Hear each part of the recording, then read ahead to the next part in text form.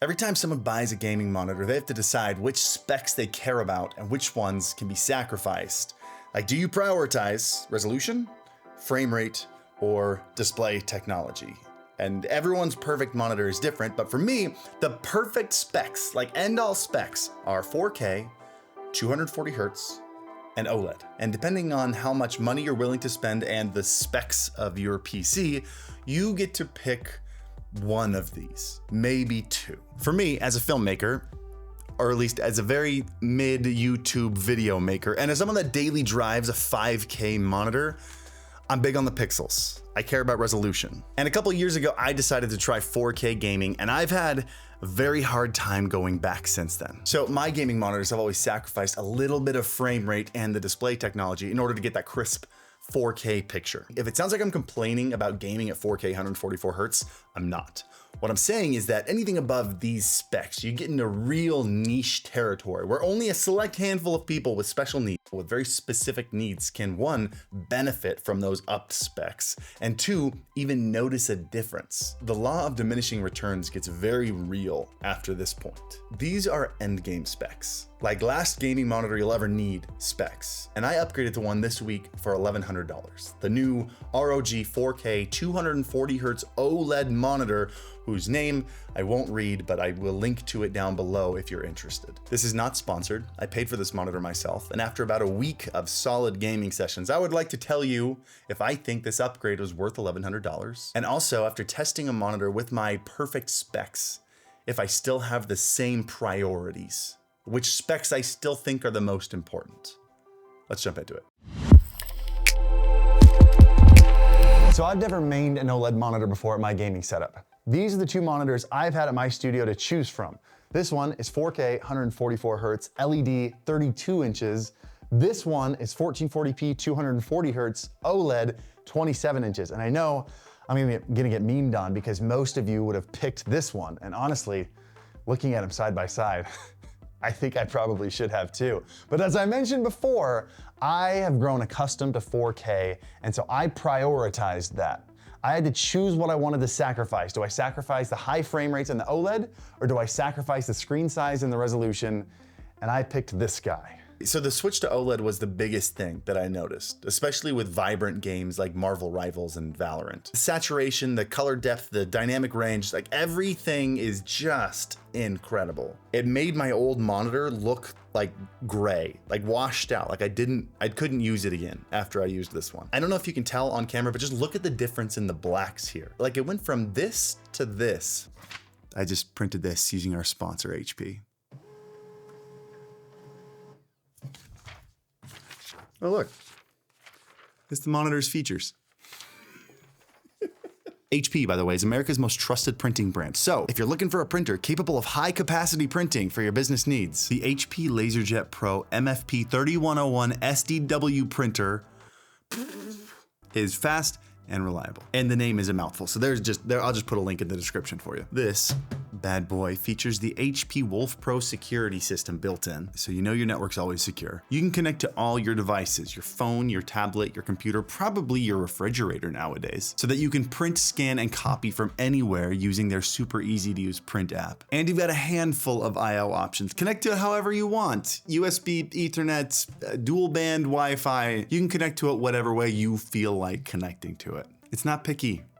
It's there for you. So spend less time managing your printers and more time growing your business with the most reliable printers in the industry, and stay connected with dependable Wi-Fi that automatically connects to keep your printer online.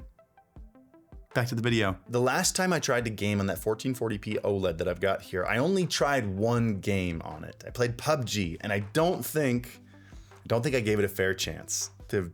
Go ahead, roast me in the comments. I know. I actually didn't like OLED very much in those couple games that I played. Like, it was beautiful, don't get me wrong, but the darks in OLED are so much darker that I had a hard time seeing enemies in the shadows. And I felt like I was straining my eyes just to play the game. Like, I think the combination of that and then also going back to 1440p, like the trade-off just didn't feel worth it to me. And I think I was wrong. I mean, first off, the problem was very fixable. I just had to boost the brightness of PUBG. We were good. Problem solved in like 5 seconds. But more importantly, in more modern art style games that have kind of a more vibrant and minimal style that we see a lot nowadays, Games like Valorant. I found that the more vibrant display made the enemy pop off the background more. And maybe it was all in my head, and maybe the 240 hertz was helping me a lot too, but I found that I was clicking heads more than I normally click heads. Honestly, I don't think I can go back to LED after gaming on OLED for about a week. But as for the jump in frames, going from 144 to 240 hertz, which the 4090 in my PC is able to handle most of the time, I didn't see a very noticeable difference until I jumped back into PUBG, a game that I've put a lot of hours into. For me, any frame rate above 144 frames, it ends up being that thing where you feel it more than you actually see it. But I felt it in PUBG. Oh, I don't know what it is about PUBG.